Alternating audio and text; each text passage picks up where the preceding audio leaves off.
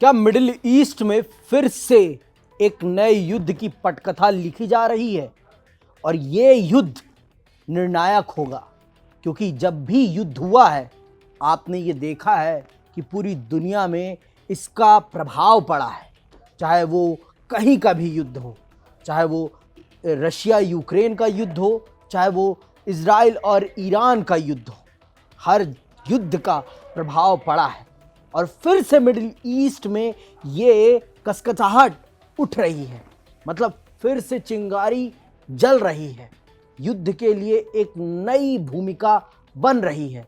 क्या Benjamin Netanyahu और Iran के बीच में फिर कोई नया कॉन्फ्लिक्ट पनप रहा है जो एक नए युद्ध की तरफ पूरे मिडिल ईस्ट को और पूरी दुनिया को ले जाएगा?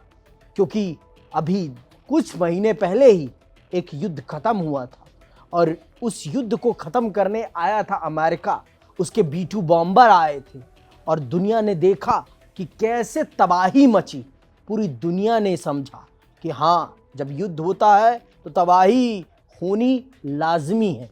लेकिन अब जब ये निर्णय हो गया था, युद्ध समाप्त हो गया था, सारी चीज़ें हो गई थी, युद्ध विराम तय हो गई थी, शर्तें तय हो गई थी, लेकिन फिर ये नई पटकथा क्यों लिखी जा रही है युद्ध की? इस नई पटकथा के लिखे जाने के पीछे क्या है कारण? आज चर्चा इसी बात की होगी। क्या बेंजामिन नेतन्याहू चाहते हैं कि ईरान और उनके बीच के रिश्ते हमेशा अशांत रहें, जिससे कि उनकी अंदरूनी राजनीति में भी उसका उन्हें लाभ मिल सके? क्योंकि ये तो स्वाभाविक है कि जब देश की लड़ाई किसी और देश से होगी तो देश का राजनीतिक माहौल गरमाएगा और देश की जनता देश की सरकार पर भरोसा करेगी और उसे अपना पूरा सहयोग देगी। हम सब जानते हैं कि इज़राइल में आने वाले कुछ ही समय में, मतलब कुछ ही महीनों में चुनाव होने वाला है और इस चुनाव को गर्म करने के लिए, इस चुनाव को अपने पक्ष में लेने के लिए क्या बेंजामिन नेतन्याहू ये चाहते हैं कि यहाँ का जो माहौल है वो गर्म रहे? तो दीपांशु, आप मुझे बताइए, आप क्या समझते हैं इस हम पहले भी डिस्कस कर चुके हैं कि ये क्षेत्र ऐसा क्षेत्र है जो पूरी दुनिया पर प्रभाव डालता है और अगर यहाँ पर युद्ध होता है तो दुनिया की सबसे बड़ी महाशक्ति अपने आप को यहाँ इनरोल करने से रोक नहीं पाती। और जब भी हमने देखा है कि जब भी इस क्षेत्र में युद्ध हुआ है तो उसका पूरी दुनिया पर प्रभाव पड़ा है। तो आप कैसे देखते हैं इस परिस्थिति को? देखिए, सबसे पहले तो हमें यहाँ पे समझना पड़ेगा कि इज़राइल की लोकेशन कैसी है, क्योंकि यहाँ की जो एक जियोग्राफिकल जो लोकेशन है वो बहुत अहमियत रखती है। क्योंकि यहाँ पर क्या है, आसपास सभी मुस्लिम देश है, मिडल ईस्ट वाला एक एरिया है जहाँ पर इज़राइल एक अलग यहूदी राष्ट्र के रूप में अपनी दावा ठोकता है और एक तरह से देश के रूप में अपनी महारत हासिल है। और वहीं पर इन मुस्लिम देशों के बीच में इज़राइल किस तरह से अपने आप को मजबूत बनाए हुए है, क्योंकि उस पर विदेशी ताकतें जो हैं उस पर हमला करने की पूरी कोशिश करती हैं।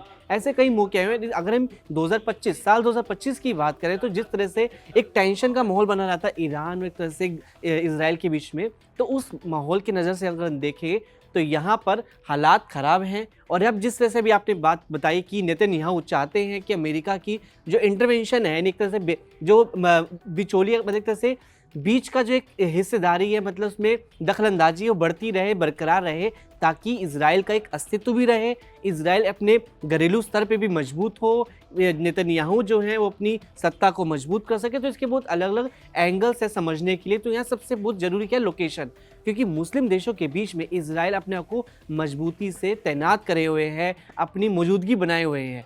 इस मौजूदगी की बड़ी वजह क्या है, अमेरिका, उसको अमेरिका से सारी ताकत मिलती है। पूरा का पूरा एक तरह से कहा जाता है कि अमेरिका की ताकत के पीछे इज़राइल का हाथ है, तो वही इज़राइल की ताकत के पीछे अमेरिका, यानी दोनों एक दूसरे के पूरक हैं। और यहाँ पर इन दोनों के साथ होने की वजह से ही जो मिडल ईस्ट में टेंशन जो है वो बरकरार है कई सालों से। ये हालिया मामला नहीं है कि गाज़ा मास या वो हमास इज़राइल के बीच में युद्ध चल रहा है, ये बहुत बरसों से चलता आ रहा है, कई दशकों से चलता आ रहा है। लेकिन यहाँ पर अमेरिका का हमेशा दखलंदाजी जो है इज़राइल को हमेशा मजबूत करती रही है और इज़राइल का एक तरह से उसका कद हमेशा बढ़ाती रही है और हमेशा वो अप फ्रंट ही रहा है बाकी देशों के मुकाबले। ईरान, सऊदी अरब, लेबनान, इजिप्ट हो जाए, ये सब देशों के साथ। तो ये हम मान के चलें कि इजराइल चाहता ही है कि उसकी प्रेजेंस बनी रहे, जिससे कि उसके अस्तित्व पर भी कोई खतरा ना आए, और ईरान अगर अपने आप को सैन्य तौर पर मजबूत कर रहा है तो उस चीज़ की भी निगरानी होती रहे, और इंटरनल पॉलिटिक्स में भी इसका उसे बेनिफिट मिले।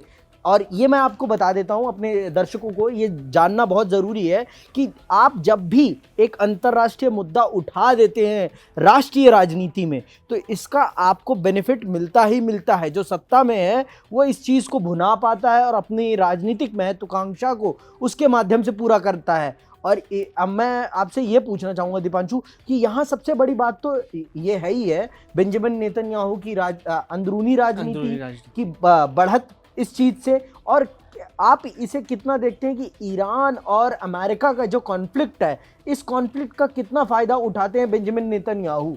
देखिए, हमें यहाँ पे इस बात को बिल्कुल भी इग्नोर नहीं, नज़रअंदाज नहीं करना चाहिए कि ईरान अब सैन्य मामले में बहुत मजबूत हो चुका है। वो अपने घर में घरेलू एक तरह से हथियार बना रहा है, वो ऐसे हथियार जो जितने भी रडार सिस्टम है, जीपीएस सिस्टम है, उन सब की मतलब एक तरह से वो उसके सामने फेल है, वो उसको पकड़ नहीं पाते हैं, रीड नहीं कर पाते और वो अपना काम करके आ जाता है। तो ये हमें समझना पड़ेगा कि ईरान जो है कमज़ोर नहीं है। अब ईरान जो है उस स्टेज में नहीं है कि उस पर कोई भी देश हावी हो जाए। अब वो मुकाबला करने के लिए तैयार है। जिस तरीके से खामेनेई जो है वो संदेश देते हैं, धमकी देते हैं अमेरिका को डायरेक्ट, या फिर एक तरह से इजराइल को देते हैं, वही दिखाता है कि ईरान जो है अब वो उसको हल्के में नहीं लिया जा सकता।